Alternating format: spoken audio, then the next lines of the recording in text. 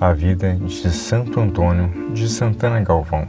Se Deus é por nós, quem será contra nós? Romanos 8:31. Santo Antônio de Santana Galvão, ou simplesmente São Frei Galvão, foi o primeiro santo nascido no Brasil. Canonizado em 2007 pelo Papa Bento XVI, é muito conhecido por suas pílulas milagrosas, que na realidade são papéis de arroz enrolados. Dentro desses papéis estão escritos os seguintes dizeres: depois do parto, ó Virgem, permaneceste intacta, Mãe de Deus, intercedei por nós.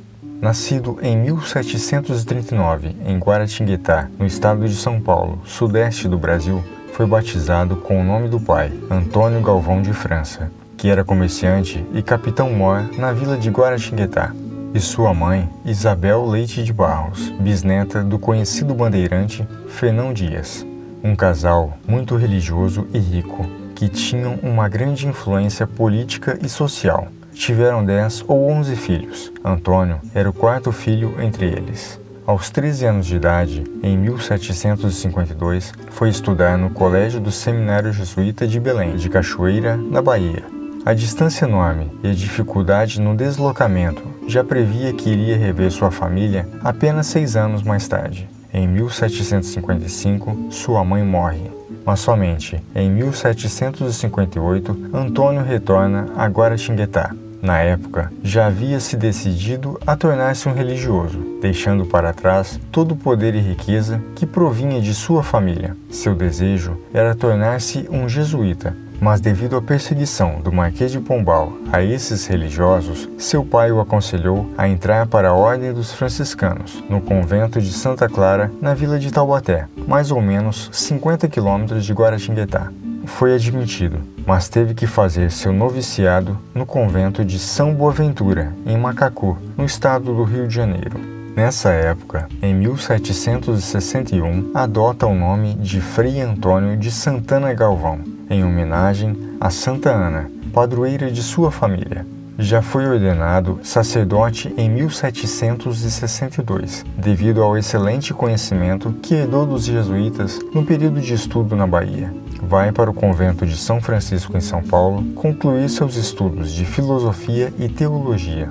Quando passa por Guaratinguetá, que fica no caminho até São Paulo, reza sua primeira missa na Igreja Matriz de Santo Antônio, mesma igreja onde foi batizado. Em 1768, após o término dos estudos, é nomeado confessor, pregador e porteiro do convento São Francisco, designado também confessor das religiosas de Santa Teresa, em São Paulo.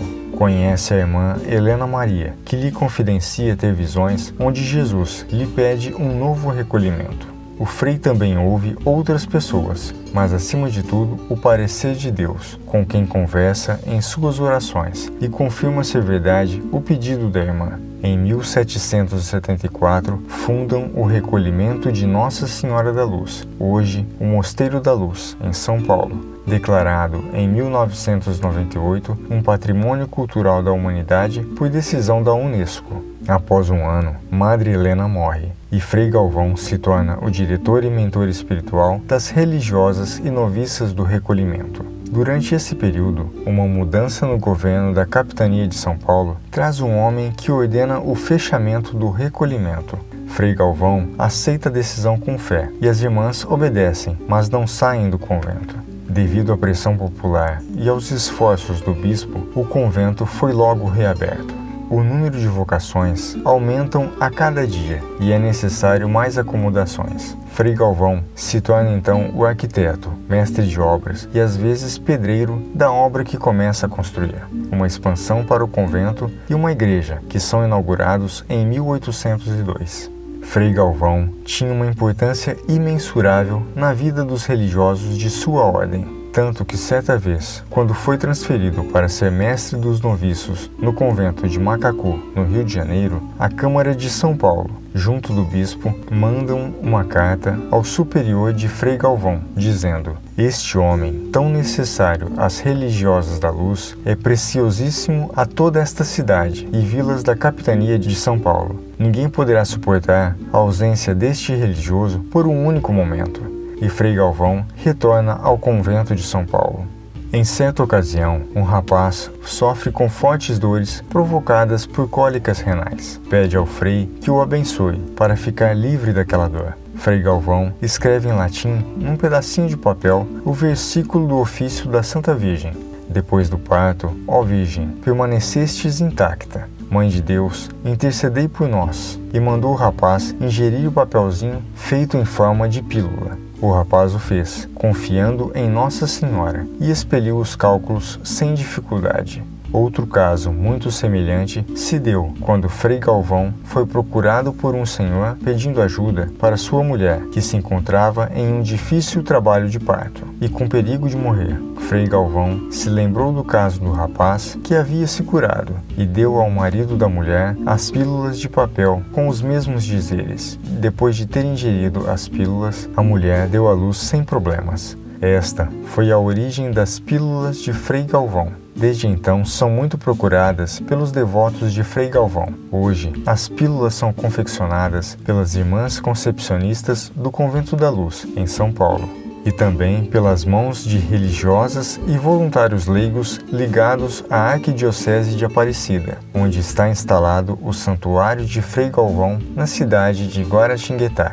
Frei Galvão é muito conhecido por suas milagrosas pílulas, mas há outros milagres relatados ao santo brasileiro. O milagre da bilocação, o fato de estar em dois lugares ao mesmo tempo. Em 1810, ouviu a confissão de um homem que foi esfaqueado e, sentindo que estava para morrer, gritou pedindo por Frei Galvão. O fato aconteceu próximo ao rio Tietê, no interior do estado de São Paulo. O frei chegou até o homem ferido, se reclinou perto dele e o confessou. Testemunhas afirmam que naquele momento Frei Galvão estava pregando em São Paulo e interrompeu a pregação pedindo uma Ave Maria a um moribundo. O milagre da telepatia, que é a transmissão ou comunicação através de pensamento à distância. Frei Galvão era conduzido em uma cadeirinha, igual a um andor de procissão. Uma senhora o avista a certa distância e resmunga consigo mesma: "Ah, se Frei Galvão me desse sua bênção." No mesmo instante, Frei Galvão se volta em direção da mulher e a abençoa. Os que presenciaram o fato afirmam que o franciscano não tinha a menor possibilidade de ver aquela senhora, pois era conduzido do outro lado da rua em sentido oposto. O milagre da premonição e clarividência antecipa ou vê algo que vai acontecer. Em certa ocasião, Frei Galvão pregava a uma grande multidão de pessoas ao ar livre em Guaratinguetá. É relatado que durante o sermão uma grande chuva desaba e começa a se aproximar. Quando viram que ela chegava ao local onde todos estavam, quiseram se retirar. Frei Galvão, porém, lhes disse: "Fiquem, pois nada sofrerão." De fato, não caiu uma só gota onde estavam. O milagre da telepercepção. Adquirir o conhecimento de fatos ocorridos a grandes distâncias. Antigamente, quando os sinos badalavam fora de horário de reza, a comunidade se reunia, pois com certeza alguma coisa havia acontecido. Pois bem, certo dia, os sinos do mosteiro tocaram e a população atendeu à convocação.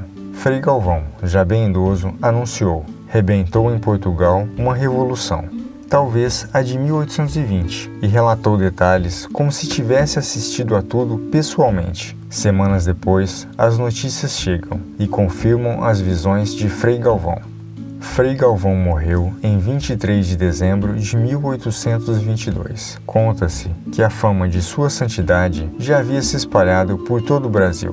O povo que compareceu ao seu velório, no desejo de guardar uma relíquia sua, foi cortando pedacinhos de seu hábito, que ficou reduzido até os joelhos. Como ele possuía somente aquele hábito, vestiram-lhe um de outro frade, que também ficou muito curto, pois Frei Galvão era bem alto. A primeira lápide de seu túmulo teve o mesmo destino de seu hábito. Pouco a pouco, foi levada pelos devotos aos pedacinhos. Essas pedrinhas eram colocadas em copos com água para uso dos enfermos.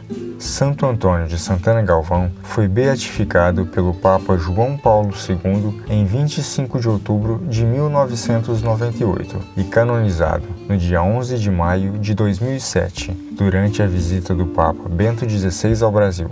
Seu túmulo está no Mosteiro da Luz, em São Paulo. Por isso, Santo Antônio de Santana Galvão, ou simplesmente São Frei Galvão, é festejado no dia 25 de outubro. Gostou do vídeo? Compartilhe, clique no joinha, assim mais pessoas conhecerão a história de Frei Galvão. Inscreva-se no canal e ative o sininho das notificações. Sempre que houver novos vídeos, você será avisado e venha conosco